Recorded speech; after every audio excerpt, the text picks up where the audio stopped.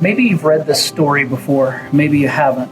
You can find it in the book of Hosea in the Old Testament, but it's a powerful story of grace and forgiveness.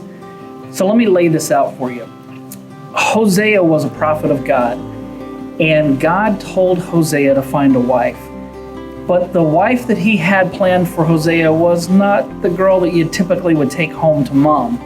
She actually was a prostitute. Now, as scandalous as that sounds for a prophet of God to marry a prostitute, it actually got worse. See, God had in store for Hosea a woman named Gomer. She was a prostitute, and like I said, not the kind of girl you take home to mom. But God instructed Hosea to marry her. But he also warned him that at some point she was going to leave him and go back to her life of prostitution. So this is crazy to think that God would ask someone to do this. But the reason that he asked Hosea to do this was because he told Hosea that this is going to represent how Israel turned their backs on God and began worshiping other idols. So now remember that Israel represents Israel, but prophetically Israel represents us, the people of God. So Hosea does this. He does what God instructs him. He marries this woman named Gomer. After a while, what God said was going to happen actually happens. Gomer leaves Hosea. The one-time prostitute goes back to her life of prostitution. Now, this would be a pretty devastating, sad story if it ended there. But in Hosea chapter 3, everything changes. Look at what it says in Hosea 3:1. It says, "Then the Lord said to me, go and love your wife again, even though she commits adultery with another lover." So, are you kidding, God? I mean, that would probably be my response. My wife's left. She's done who knows what with who knows who. She's entered into a life of prostitution, and you want me to go back to her? You want me to go find her and love her and make her my wife again? But God says go. Even though she's unrepentant, even though she's not seeking forgiveness, even though she's who knows where, go find her. And so Hosea goes and he finds her. And think about this. This had to have been a gut-wrenching process.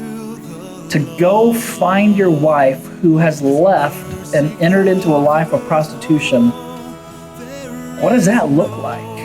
How did that feel? I mean, where do you even go look for her? But he goes and he looks for her and he finds her. And in verse 2, it says, "So I bought her back for 15 pieces of silver and 5 bushels of barley and a measure of wine." So the fact that Hosea had to buy his wife back tells us that she was a slave. And think about where she had come from, how far she had fallen. From the wife of a prophet of God to being sold as a slave in just a common auction. This had to have been a really rough thing for her. And I think that sometimes we get to that place where we think there are better fields and greener grasses and life maybe would be better if we weren't with God, but we find out that without him, life is meaningless. And so here Hosea goes and he finds her. Now, he's really intent on buying her back, which to me is just seems crazy. I mean, she's your wife, Hosea. You already have her. She's already yours. And yet he's intent on buying her back. Now, the Bible tells us that Hosea represents God. He's a picture of God. In fact, his name, Hosea, means salvation. And I hate to break it to you, but you and I, we're the prostitute. We're Gomer. And so here Hosea loves his wife enough that he goes and finds her and he buys her back in spite of what she's done. And what must that have been like for her? To be there shackled, chained, alone, afraid. And here comes your husband who you left, ready to buy you back. She probably is thinking to herself, after all I've done, he's willing to take me back. But you see, that's what God did for us. These other men sought to buy her, to use her. Hosea seeks to buy her, to heal her. That's the message of the gospel.